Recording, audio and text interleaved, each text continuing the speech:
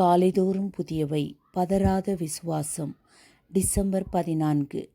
உம்மை நம்புகிறவர்கள் யாவரும் சந்தோஷித்து எந்நாளும் கெம்பீரிப்பார்களாக. சங்கீதம் 5:11.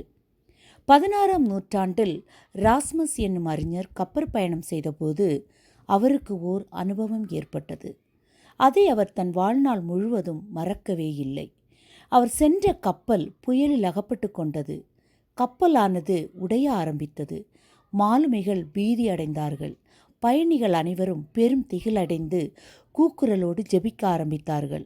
ஒரே ஒரு பெண் மாத்திரம் வித்தியாசமாக நடந்து கொண்டார். அவர் ஓர் இளம்பெண். கையில் ஒரு குழந்தை இருந்தது. அவள் கத்தவில்லை, அழவில்லை. தன் குழந்தைக்கு பாலூட்டி கொண்டிருந்தாள். அமைதியாக ஜெபித்து கொண்டும் இருந்தாள். அதை பார்த்தபோது அவர் எப்போதும் ஜெபிப்பவள் என்பது தெரிந்தது. தன்னை தேவனிடத்தில் ஒப்படைத்து விட்டாள். அவர் முகத்தில் எந்த பயமும் இல்லை. கப்பல் மூழ்க ஆரம்பித்தது. அந்த தாயையும் குழந்தையையும் ஒரு பலகையில் வைத்து கையில் ஒரு துடுப்பும் கொடுத்தார்கள். ஒரு கையில் குழந்தையை பிடித்து கொண்டு அடுத்த கையில் துடுப்பு வலிக்க ஆரம்பித்தாள். பத்திரமாக கரையை சேர்வாள் என்று யாரும் நினைக்கவில்லை. ஆனால் முதலில் கடற்கரையை அடைந்தவர் அவள்தான். நம்பத்தகுந்த தன் ஆண்டவர் தனக்கு நன்மையானதை மாத்திரமே அனுமதிப்பார் என்னும் எதிர்பார்ப்பே அவரை பதறவிடவில்லை. நாம் தனியாக தடுமாற தேவையில்லை. நம்மை வழிநடத்துவதற்கு பெரிய கரம் ஒன்று இருக்கிறது. அது நம் கையை பிடித்திருக்கிறது.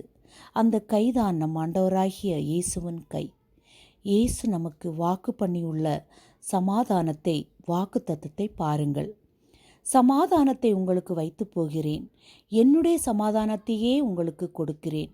உங்கள் இருதயம் கலங்காமலும் பயப்படாமலும் இருப்பதாக. யோவான் 14:27. இந்த சமாதானம் உங்களுக்கு இருக்கிறதா? இருந்தால் உங்கள் இரட்சகராகிய இயேசுவுக்கு நன்றி சொல்லுங்கள். இல்லாவிட்டால் உங்கள் உள்ளத்திற்குள் வரும்படி இயேசுவை இன்றே அழையுங்கள். சங்கீதம் 62:8. ஜனங்களே, இக்காலத்திலும் அவரை நம்புங்கள். அவர் சமூகத்தில் உங்கள் இருதயத்தை ஊற்றிவிடுங்கள். தேவன் நமக்கு அடைக்கலமாய் இருக்கிறார். சங்கீதம் 125:1. கர்த்தரை நம்புகிறவர்கள் என்னென்றைக்கும் அசையாமல் நிலைத்திருக்கும் சீயோன் பர்வதத்தைப் போல் இருப்பார்கள். ஜெபம்.